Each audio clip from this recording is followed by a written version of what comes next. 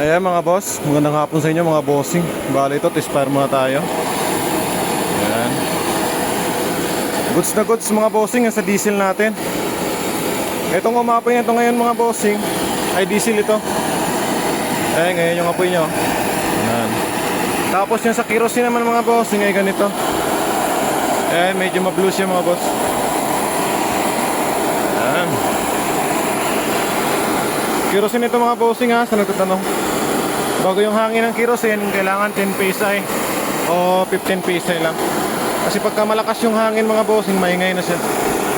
Tapos na malakas din yung buga ng apoy mga boss. Pero ganyan nga po niya mga bossing, goods na yung pambahay niya. Tapos itong diesel naman mga bossing, yan o. Goods na goods.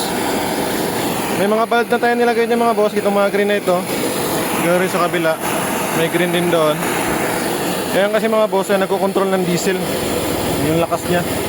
Kasi kung wala yan mga boss, talagang full blast talaga yan. Dahil dyan makakontrol nyo na. Tapos pag nagkakarga ka ng diesel mga bossing, kailangan mo lang pasingawan ito.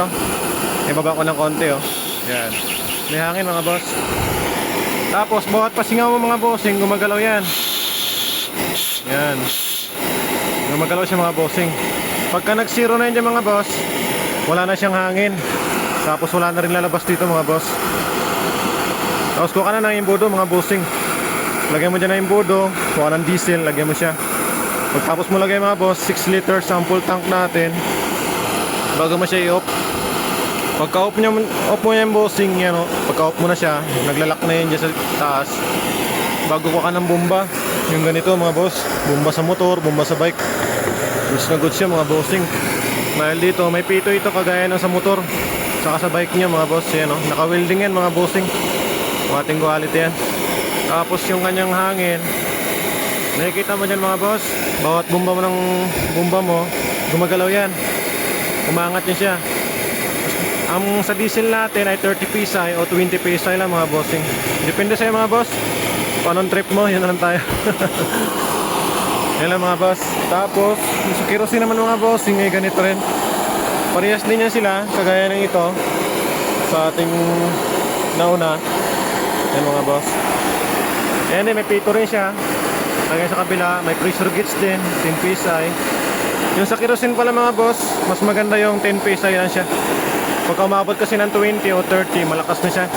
Tapos yung ingay niya, maingay na masyado. Ayan mga boss, ito yung kamakontrol ng mga bossing ng lakas ng diesel. Ayan, o kerosene. Parehas din sila mga bossing oh. May valve din dyan. Ayan. Yung ganitong kuha kasi mga bossing, kalan ko na ganitong design ay bago na to ngayon. Ang pinagbago niya mga bossing ay ganito. Meron siyang sapatos. Ayan, na-order ito sa online. Ayan mga bossing dyan oh. 4 na piraso ito mga boss. Sa 4 na paa niya, goods na. Tapos meron tayong sticker dyan. Warranty ito mga bossing ha, 1 year warranty. Makita nyo lang sa akin yan, nagpirin natin yung mga boss. Bago yung tools niya, kompleto yun dyan. Yan, ilagay sa toolbox niya. Goods na mga boss. Kasi kaya ito, sinitispire natin mga boss para pagdating doon sa may-ari, quality talaga. Yan. Mga aberya mga bossing. Yan rin to. Ito naman mga bossing ay dark gray. Yung gray yan siya. Bago minix ko ng black. Kaya may dark gray na siya. Yung sa mga bossing.